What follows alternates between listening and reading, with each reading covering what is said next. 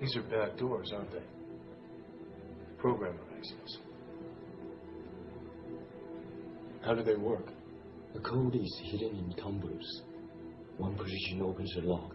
Another position opens one of these doors.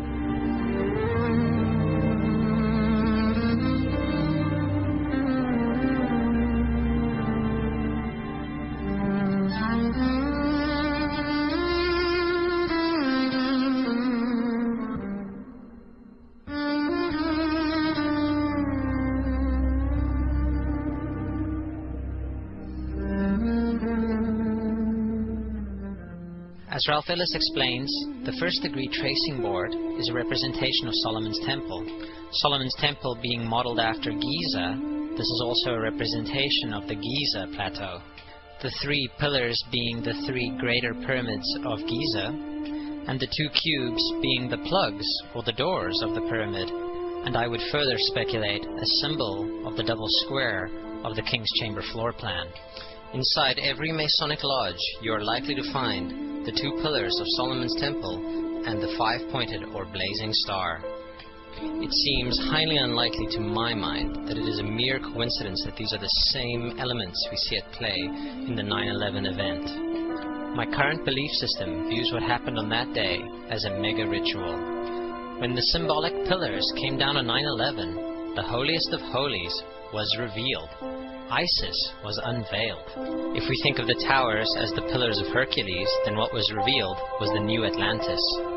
We find another related and valid symbol system in the Kabbalah. Here the World Trade Center represents the left and the right pillar, the middle pillar being formed by the space in between, and representing, amongst other things, cosmic illumination or higher consciousness. The middle pillar can also be viewed as World Trade Center 7.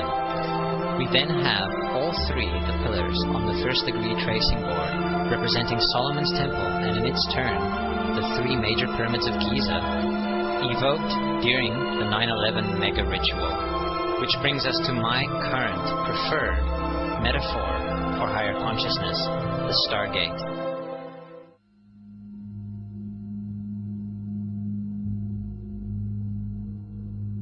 This corporate sculpture, which used to stand in between the twin towers, is called the spherical caryatid. It was made by artist Fritz Koenig and was nicknamed the Sphere. Let's have a quick look at Earth's Consensus library entry about this piece and see what we can learn. We see that Koenig made this thing in Bavaria, the same place where the Illuminati was founded. The most interesting fact about the placement of the sphere at the World Trade Center Plaza has to be that architect and designer of the World Trade Center, Minoru Yamasaki, intended the plaza itself to be a representation of the Grand Mosque of Mecca, the sphere in particular taking the place of the Kaaba.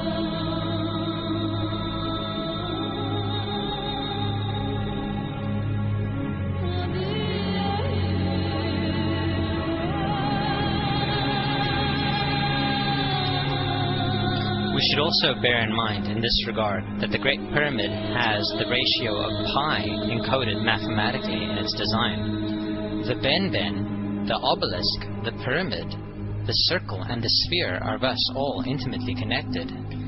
Ralph Ellis further speculates in Eden in Egypt that the processional rituals of the Muslims during the Hajj are directly descended from the rituals involving the circling of the Great Pyramid of Giza.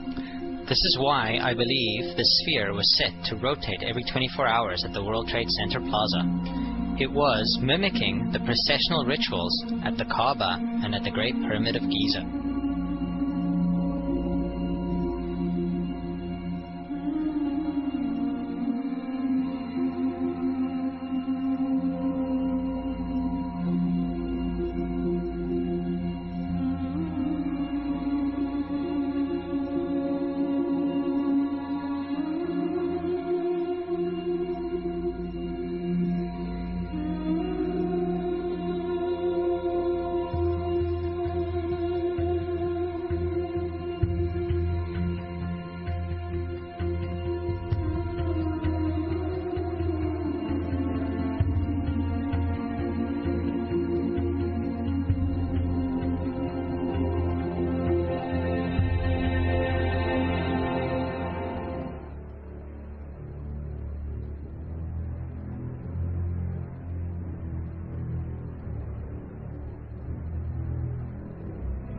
For in the religion of the mystery schools, they believed that man was held prisoner in the Garden of Eden by an unjust and vindictive God, and that man was not told by this unjust and vindictive God that he could have the same powers. And man was set free from the bonds of ignorance by Lucifer through his agent Satan, and many believe that the two are the same. That's okay, because maybe they are. And that through the gift of intellect, man himself will become God.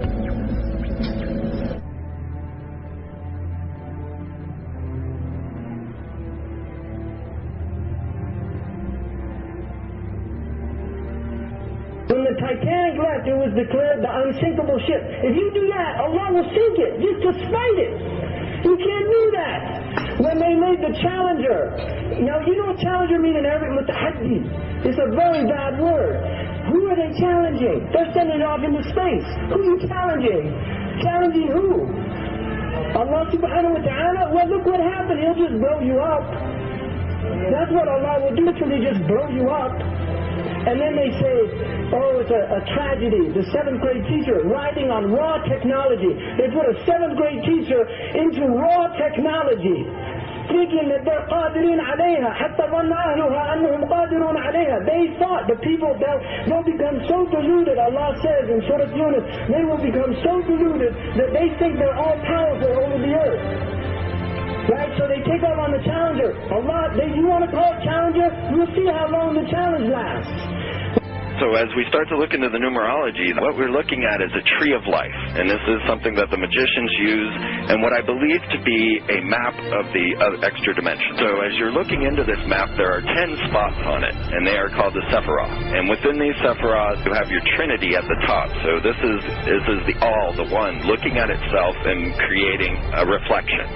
You go up from the bottom up to the top, you have 10 points. 10 being God, 10 being the hermaphroditic symbol, 1 and 0. So as you come up to 10, that is their God, that is 10, that is the hermaphrodite. But if you stop at 9 and you skip to 11, skipping God, then you are a Luciferian. Because 11 is the number of the magician, it's the one step above. Once you have accomplished the tree of life, you are now the magician, you are one above 10. But they're doing it by skipping God. That's the symbolism of 9/11.